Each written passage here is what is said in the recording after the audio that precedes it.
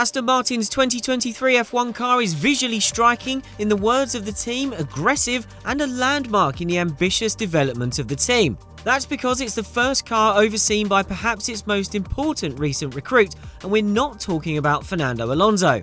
We're in fact talking about technical director Dan Fallows, one of a swathe of new personnel who have joined the team in recent times.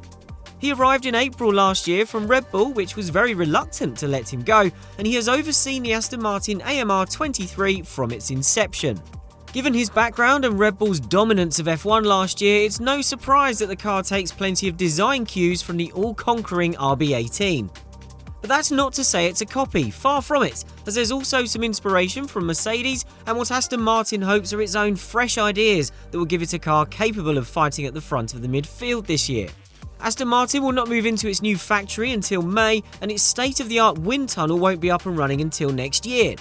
But it's a team that still expects to make big progress in 2023 and take a step towards its ultimate goal of conquering F1.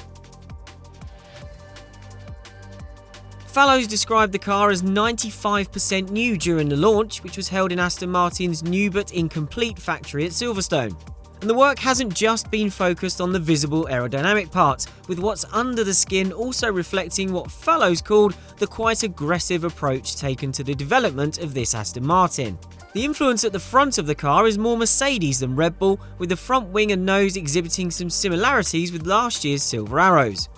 Compared to last year's Aston Martin, the shape of the nose is clearly different, moving away from the flat, wedge-style design of the AMR22.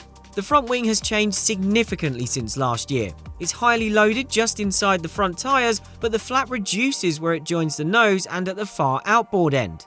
According to the race technical expert Gary Anderson, this should allow more top surface flow to escape around the outside of the tyre, creating the much desired outwash.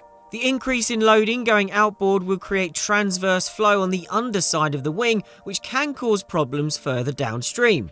While that is happening, the upper surface will create transverse flow outwards. That creates a challenging airflow regime to manage in relation to the rest of the car, but it reflects how ambitious and aggressive Aston Martin has been. The pushrod front suspension configuration is retained, but with the geometry tweaked to integrate some of the anti-lift characteristics that Red Bull achieved last year. That's reflected in the top wishbone rear leg inboard mounting point being lower than that of the front leg. While we're on suspension, Aston Martin continues to run a pull rod system at the rear.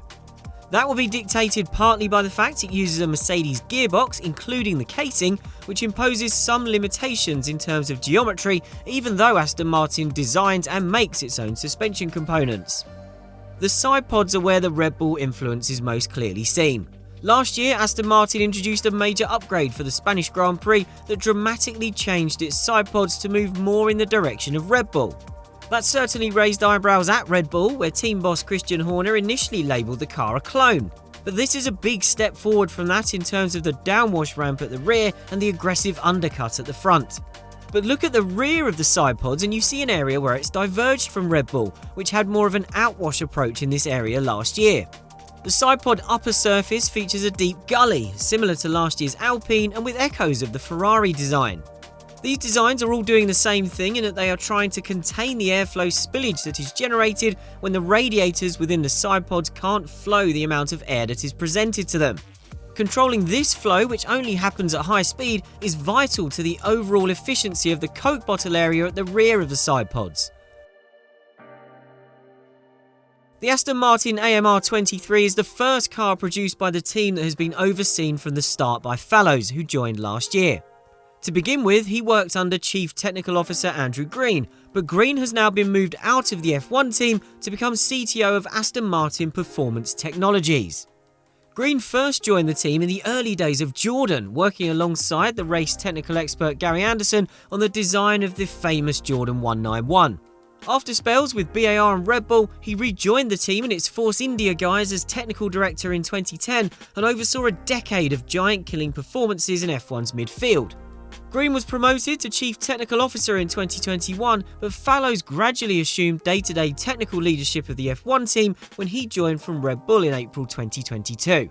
Green has still had an involvement in the Aston Martin AMR23, and Fallows stressed he played an important role in setting up the processes and working practices as the team expanded.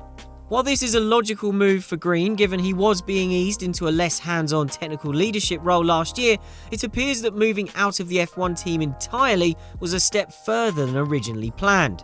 Although team principal Mike Krack stressed the importance of performance technologies to Aston Martin with a mission to leverage its F1 expertise in other areas, this reshuffle makes it very clear that Aston Martin is fully committed to the technical leadership of Fallows for its F1 cars. Such a move is logical even though Green has been such a key player in the team's success over the past dozen years. And it's all part of the wider plan and what owner Lawrence Stroll described as the ambition to make Aston Martin not just successful, but one of the great F1 teams.